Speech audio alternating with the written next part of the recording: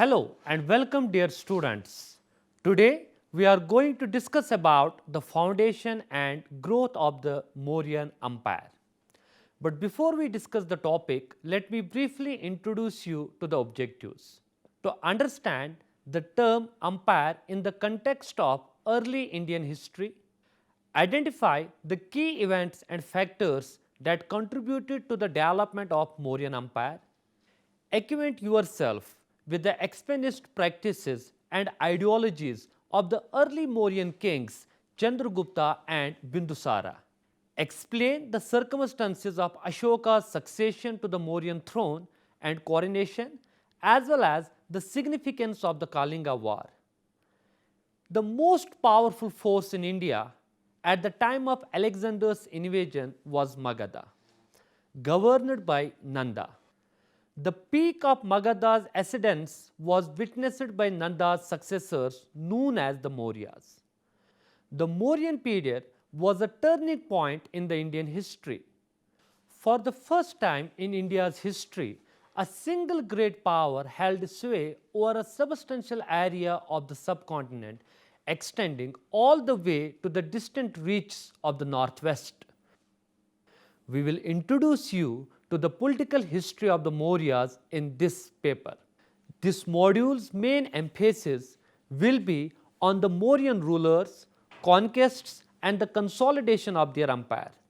A new era in the history of ancient India began with the founding of the Mauryan Empire in the 4th century BCE. During this time, India as a whole was first politically united under the control of a single monarch. Magadha imperialism emerged during the dynamic rule of the Mauryan emperors. They are always credited with bringing about India's cultural and political unification and establishing the pan-Indian empire in the genuine sense of the term. Additionally, because the chronology and sources were accurate throughout this time, the writing of history has also grown more apparent. Polity, administration, economy, society and religion saw fundamental transformations under the Mauryas. Now, let me talk about the Mauryan Empire, its beginning and growth. Chandragupta, after toppling the Nanda dynasty, the previous governing house of the Magadha, in 321 or 324 BC, Maurya established the groundwork for his own kingdom. According to the Puranas, the Mauryans ruled for 137 years or until perhaps 187 or 185 BCE. Even if one accepts these dates as approximations, one can still get to the conclusion that the Mauryan period spanned about from the first quarter of the 2nd century BCE until the late 4th century BCE. The first important ruler of the dynasty was Chandragupta Maurya. About Chandragupta's ancestry and his early years before assuming the kingdom of Magadha, little is known. There are differences in the information provided about Chandragupta's origin and caste between the texts. He is referred to as being of a low social origin by Mudraksha. Dhundiraja, a commentator on the Vishnu Purana, claimed that Chandragupta was a descendant of the Nanda family and that his mother was a Mura, a slave. It has been claimed that because he was Mura's son, he acquired the epithet Maurya, which later became a dynastic designation.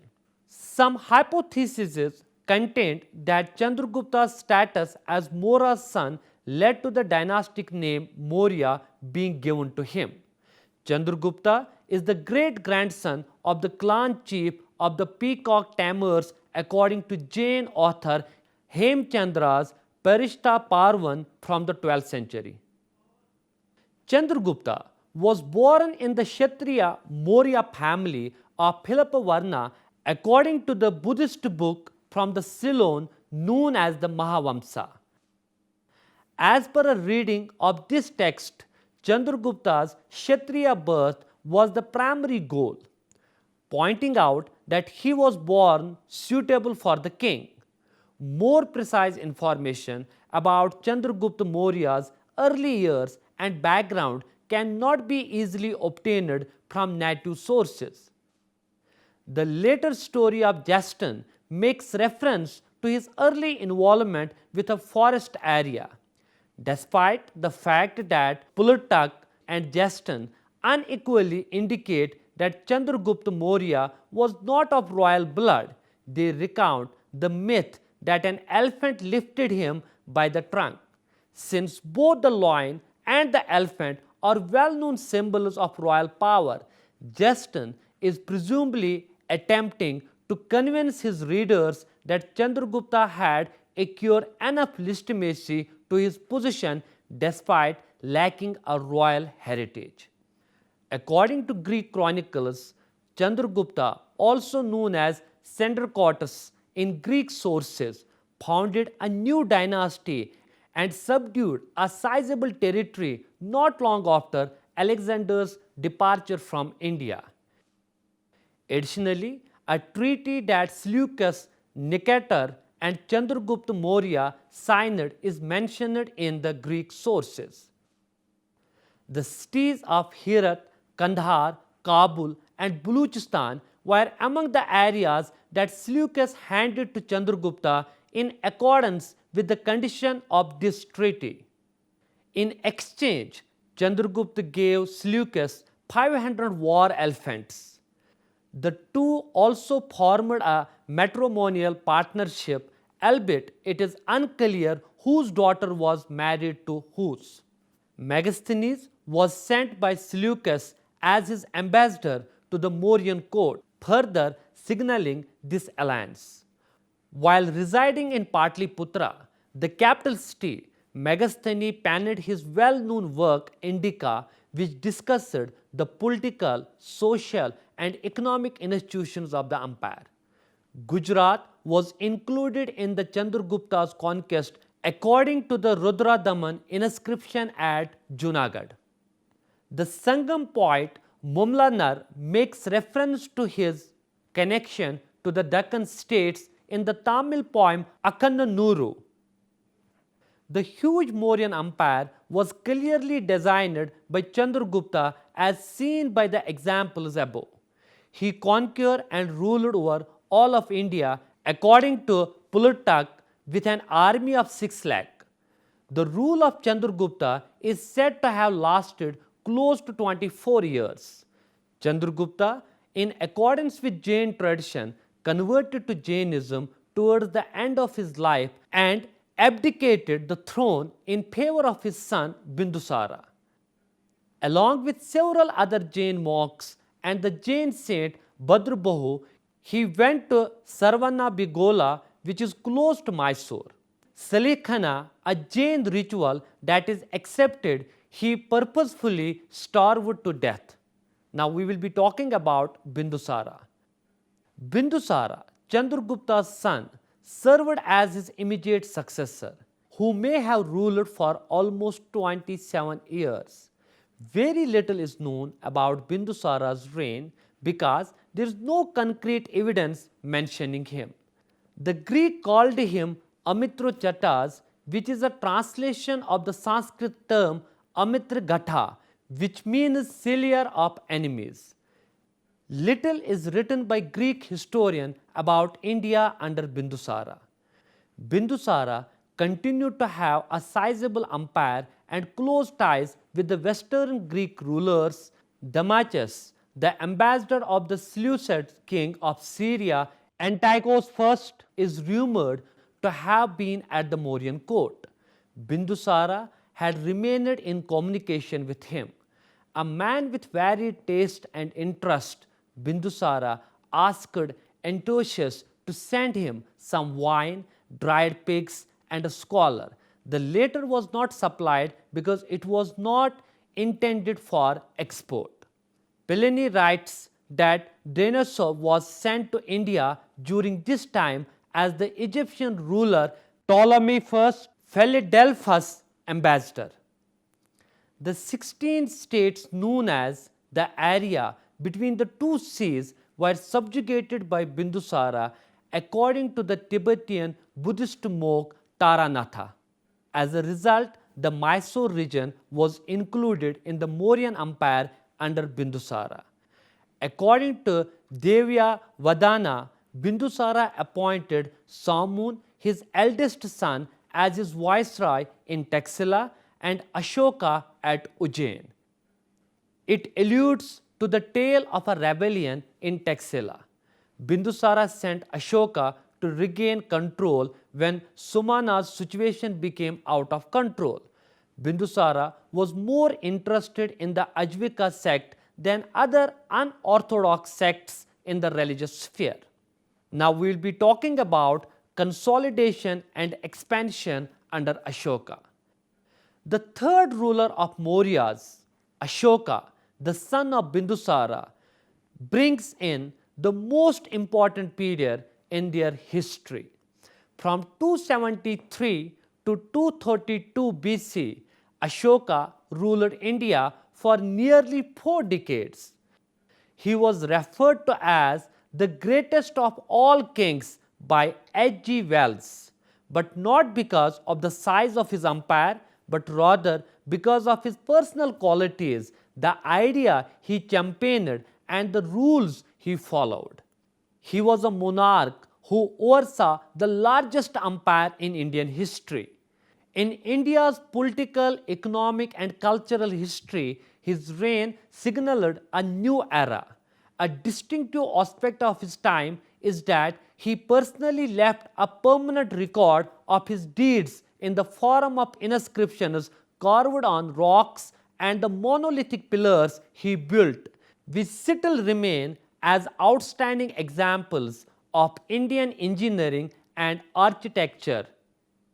The name Devanamapiya and Piyadasi, which can be translated as beloved of the gods and one of the pleasant appearance, was used to describe the Emperor Ashoka in his edicts. Regarding Ashoka's early life, sources are obscure. During Bindusara's rule, he was the governor of Ujjain and put down the Taxila uprising. The existing Buddhist literature states that after Bindusara's demise, there was a power struggle among the princes. According to the Lankan chronicles Dipavamsa and Mahavamsa, Ashoka assassinated his 99 brothers, including his senior brother Sumana, in order to seize the throne. Ashoka's formal coronation took place 4 years after his accession, according to the chronicles. The majority of historians have recognized such statement as historical because Ashoka's inscriptions date the event of his reign in relation to his coronation. There is no verified proof of such a struggle. It was acknowledged as being a factual story. By highlighting the stark differences between Ashoka's career before and after his conversion, it was very clear that the intention was to elevate Buddhism. The conquest of Kalinga, which is in Orissa, in the 9th year following his coronation, was the most significant event that Ashoka recounted in his inscription, which was in year 261 BC.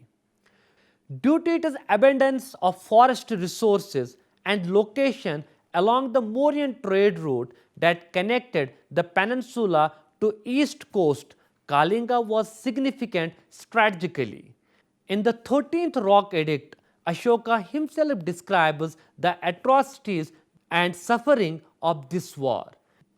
It was said that 150,000 people were killed in this fight.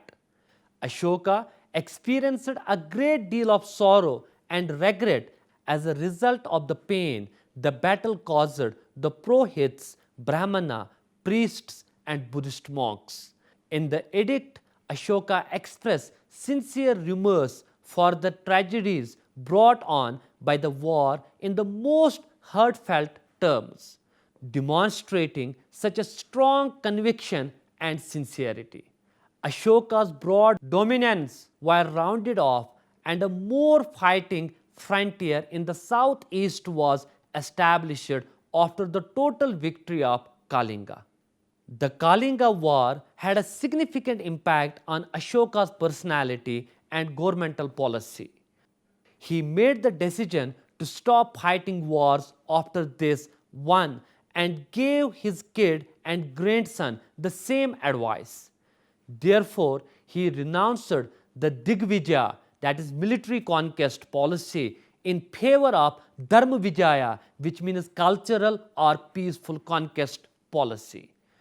In other terms, Dharma Ghosha took the place of Brihi Ghosha. His interest in Buddhism and his conversion to Buddhism were both prompted by his guilt over the Kalinga War. However, it did not happen suddenly because Ashoka had a lengthy history of developing sympathies for Buddhism. In Minor Rock Edict 1, he himself indicates that he had been a lay devotee for 2.5 years, showing that he did not abruptly turn to Buddha's teachings. The empire expanded to its fullest extent as a result of the defeat of Kalinga and its conquest. The most reliable evidence for determining the size of Maurya Empire at its height is found in Ashoka's edicts. The location of Ashoka's several rock edicts and pillar edicts gave us a good indication of the size of the Magadha Empire at the time. We can learn more about his rule through the 14 major rock edicts, 7 pillar edicts, and few minor rock inscriptions. Manshira and Shahbazgiri near Peshawar, Kalsi near Dehradun, Sopara in Thana district, Girnar near Jonagar in Kathiawar, Doli near Bhubaneswar, and Jogada in Gangam district of Orissa are among the places of major rock edicts. The minor rock edicts can be found in Karnataka, among other locations at Siddhapura, Jatinga Rameshwara, and Brahmagiri. Other minor rock edicts can be found in the Indian states of Madhya Pradesh's Ropnath near Jabalpur, Bihar's Sahasram, Rajasthan's Birath near Jaipur, and Karnataka's Maski. The Ashoka pillars can be found at Delhi, originally at Topara near Ambala and Meerut, Kosambi in Uttar Pradesh, Loria Araraj, Loria Nandagar, and Rampurwa in Bihar, Sanchi near Bhopal, Sarnath near Banaras, and Rumindi in Nepal. All of the edicts were situated along crucial commercial routes that connected river and road traffic. Access to raw materials, therefore, seems to have been the primary driving force, particularly in controlling the peninsula, as revealed by recent publications on the issue. The delineation of the empire stated above is confirmed by the edict's reference of the inhabitants of the empire's bounds. Cholas, Pandyas, Satiputras, and Keralaputras were described in South Indian edicts as non-Mauryan ethnic groups.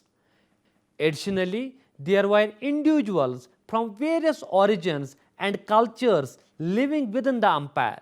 The Kambojas and Yavanas, for instance, are listed as being located in the northwest. They are referenced among other ethnic groups that can be found in the Deccan and western India, such as the Bhojas, Pitnikas, Andhras, and Pulindas. In addition, by separating the conquest territories and royal territories from the neighboring areas, one can roughly determine the size of his empire. The kingdom of the Cholas, Pandyas, Keralaputras, and Satiputras as well as the island of Ceylon were outside his realm in the south, just as the area of the Seleucid monarch Antiochus II were outside his empire in the northwest. The Maurya's eastern empire appears to have been covered both North and South Bengal. Inscriptions from the Mauryan period have been discovered in locations that range from Afghanistan in the north to Karnataka in the south, and from Kathiawar in the west to Kalinga in the east, if not all the way to Bengal. The Magadhan Empire thus experienced its greatest territorial expansion under Ashoka's reign. But at the same time, a conscious effort was being made to put an end to every conflict in his domain. In India's political history, the Ahimsa principle's application to state policy was a unique experiment that was never repeated. In the writings of various historians, Ashoka has frequently been presented as an idealized kind and enlightened king.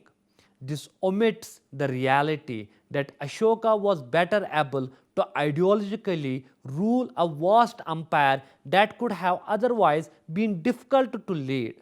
Finally, even though the location of the Mauryan inscriptions have been found all along well-traveled trade routes, some of which border the empire's periphery, it has yet to be determined with certainty whether these areas were governed in the same manner as those where inscriptions have been discovered. After Ashoka, we will be talking about his successors, because you all must be knowing that the real power of the Mauryas, it came to an end immediately after the death of Ashoka. So we will talk about his successors now.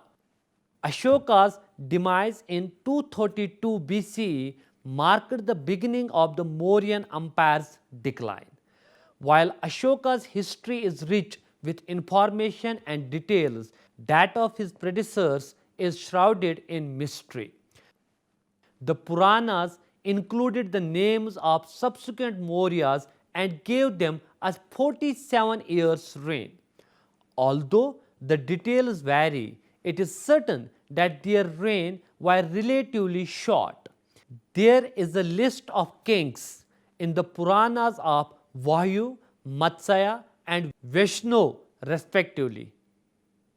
These contradictory facts make it impossible to piece together a reliable history.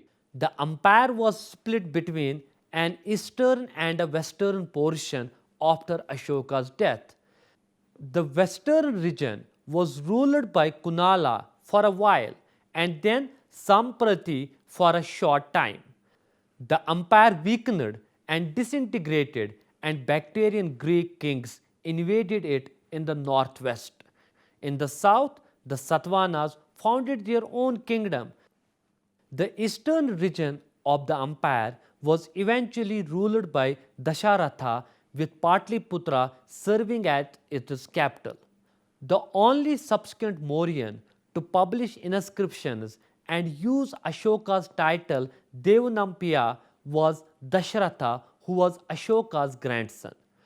After his coronation, King Dasharatha dedicated the caves in the Nagarjuni hills to the Ajvikas according to three brief inscriptions carved on the walls of the rock-cut caves. In 185 BCE, the final Mauryan emperor Brihadatta was deposed by his commander-in-chief Pushyamitra Sunga, who later on established a new dynasty which was by the name of Sungas. So, while concluding, we can say the dynasty which was established by Chandragupta and Bindusara reached to its peak by the time of Ashoka. With the exception of the extreme south, the Mauryas gained political supremacy over the whole of India, and their northern border reached as far as Afghanistan. As a result, the Mauryan state possessed authority over a wide area. Ashoka, who who followed the path of non-violence and expanded the empire bonds as well as guaranteed the support of various religious organizations and people during his reign, was responsible for the establishment of this huge empire. Thus, the Mauryan age began a new chapter in the history of Indian politics. They built massive stone sculptures and construction that displayed their imperial might. This was a major beginning in the history of Indian rock cut and stupa architecture. Dear students, it was all about today's lecture regarding foundation and growth of the Mauryan Empire. Hope you have understood it well. See you next time with a new topic. Till then, take care and goodbye.